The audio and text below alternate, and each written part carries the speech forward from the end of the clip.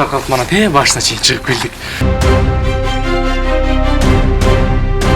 Вот в этом году решили впервые попробовать здесь ледолазание. Впечатлились, действительно хороший лед.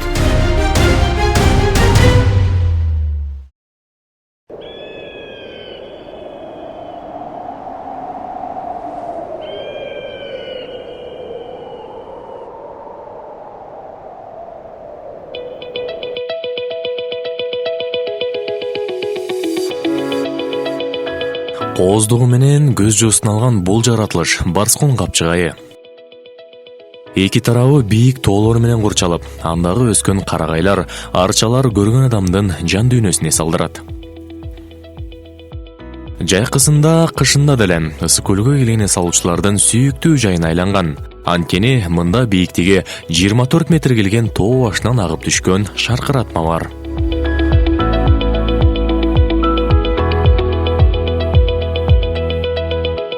Биздин чыгармачыл топта дал ушул шаркыратманын кышкы көрүнүшүн көрүү үчүн сапарга чыктык.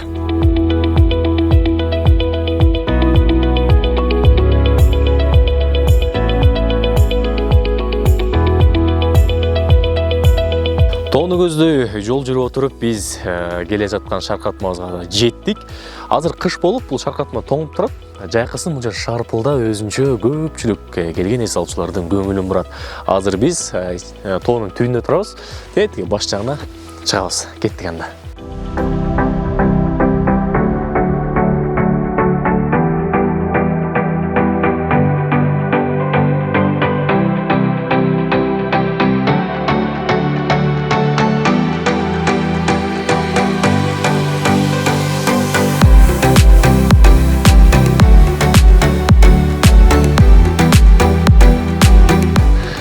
Азыр биз шаркыратмабызга чыгып келатабыз.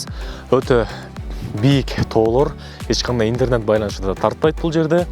Ошого карабастан мындай жаратылыштын керемет сулуулугу, арча карагайлар жана дагы тоонун таптаза абасы адамга көтөрдөн берет. Биз орто жолго да жетип калдык. Мындан ары дагы кете беребиз.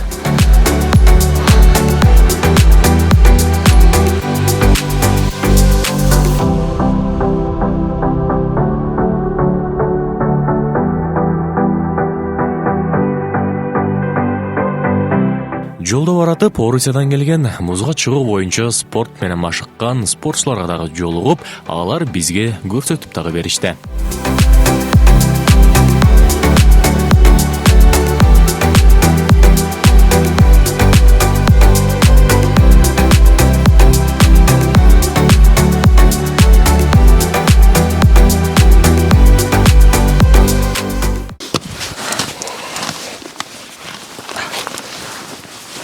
Возьми тысячники, это когда на Эверест куда-нибудь. Это у нас.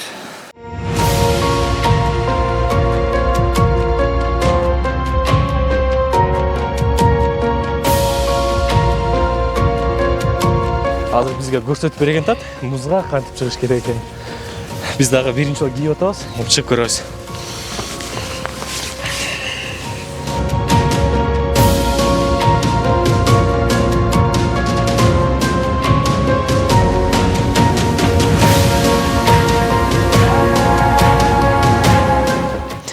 Бул муз үстүнө чыгууда коопсуздук абдан маанилүү. Анткени муз тайгалык, жылмакай болот, жыгылып да кетиши мүмкүн. Ошол себептен мына эң биринчи коопсуздук кылып, ушунун баарын тагып бекитип берип атышат. Ары бери басып өзүбүздү көндүрүп атабыз. Буюрса азыр даярбыз. Азыр бийик музга чыгып көрөбүз. Коопсуздук башка маанилүү биринчи кезекте. Анан жылуулук.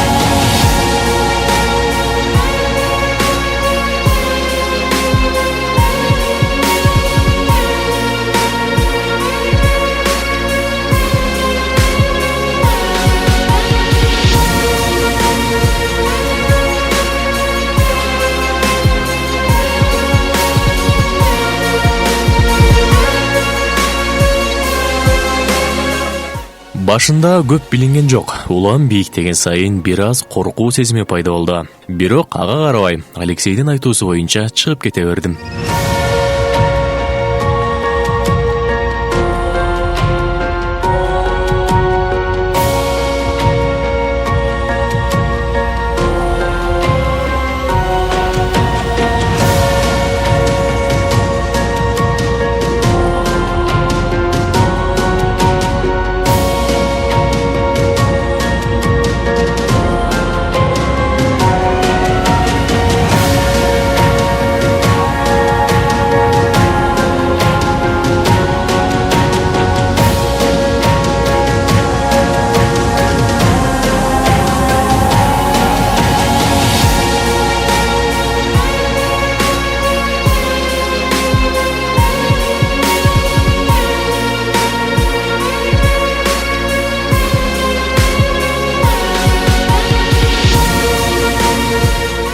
Мына эмоция. Сыйгаланган көк муздун бети менен чыгып отуруп башына жеткенде Эверестти багындыргандай сүйүнүп жаттым. Себеби биринчи жолу муз үстүндө бийиктик багынттым.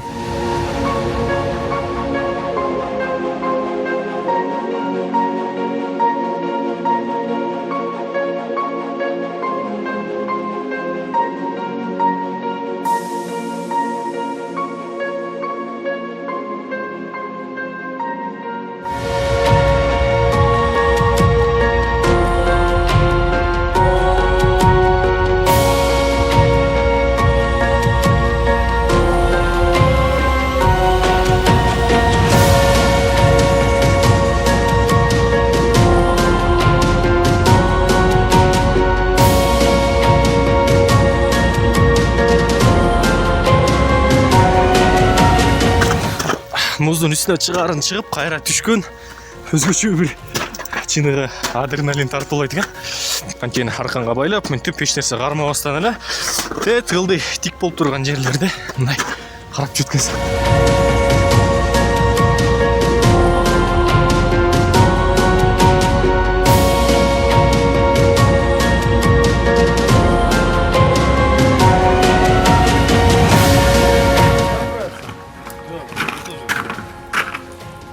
Кыргызстанда биринчи жолу Барскон шаркатмасына мына ушундай чет өлкөдөн келген эс алуучулар ушундай спорттун түрү менен машыккандар келип чыгып жатышат.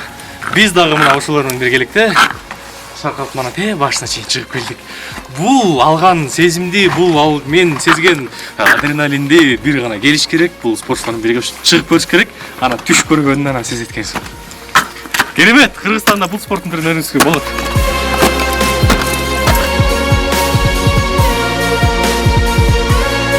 Впервые в этом ущелье. Я много раз до этого был в Кыргызстане, я люблю эту страну, мне очень нравятся люди. Все замечательно здесь, очень вкусная кухня у вас. Иссык-Куль — это вообще жемчужина, другого такого озера нет в мире. Но вот в этом году решили впервые попробовать здесь ледолазание. Впечатлились, действительно хороший лед, лазить можно. И обязательно нужно развивать. Смотрите, у вас вокруг сколько всего интересного. Изучайте свою страну, изучайте ее возможности, общайтесь с международным сообществом, приглашайте людей, приглашайте специалистов, смотрите, учитесь, развивайтесь. Все будет прекрасно. Дай Бог Киргизии здоровья.